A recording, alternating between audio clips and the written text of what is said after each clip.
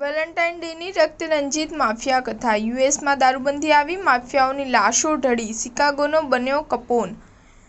Valentine ડેના દિવસે શિકાગોમાં લખાયેલા આ રક્તરંજિત નરસંહારની આખી દાસ્તાન રૂવાડા ઊભા કરી દે એવી છે. આ નરસંહારના મૂળિયા છે અમેરિકન અંડરવર્લ્ડની અંધારી ગલીઓમાં.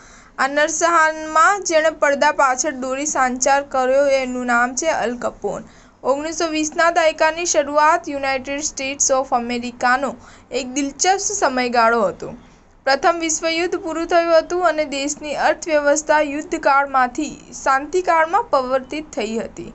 અમેરિકનો ભૌતિકવાદ તરફ કૂચ કરી રહ્યા હતા. ઓટોમોબાઈલ અને વીજળી કે જે એક સમયે ફક્ત અમીરો ધનવાનો માટે હતી, એ હવે અમેરિકાના સામાન્ય જન સુધી પણ પહોંચી ગઈ હતી. દેશના સાંસ્કૃતિક દ્રષ્ટિકોણમાં પણ બદલાવ આવી રહ્યો હતો. આર્ટ કલ્ચર ક્ષેત્રે પરિવર્તનનો પવન પણ ફૂંકાઈ રહ્યો હતો. અમેરિકનો તમામ મોરચે પ્રગતિ કરી રહ્યા હતા, જીવનનો આનંદ પણ માણી રહ્યા હતા. ત્યારે આ જ ગાળામાં એક મોટી સ્વતંત્રતા એમનાથી છીનવાઈ રહી હતી.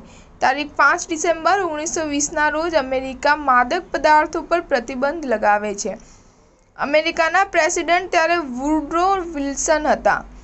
હવે એક બાજુ અમેરિકાની ખાનપાન સંસ્કૃતિ ઉત્સવના અભિન્ન અંગ સમા શરાબના ઉત્પાદન અને વેચાણ પર પ્રતિબંધનો કોરડો વીંઝાયો.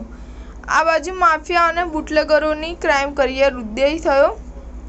શરાબના સ્મગલિંગ અને વેચાણમાં ઇટલીથી માઇગ્રેન્ટ થઈને આવેલા બેરોજગાર પોતાનું સોનેરી ભવિષ્ય ખંખોળી રહ્યા હતા.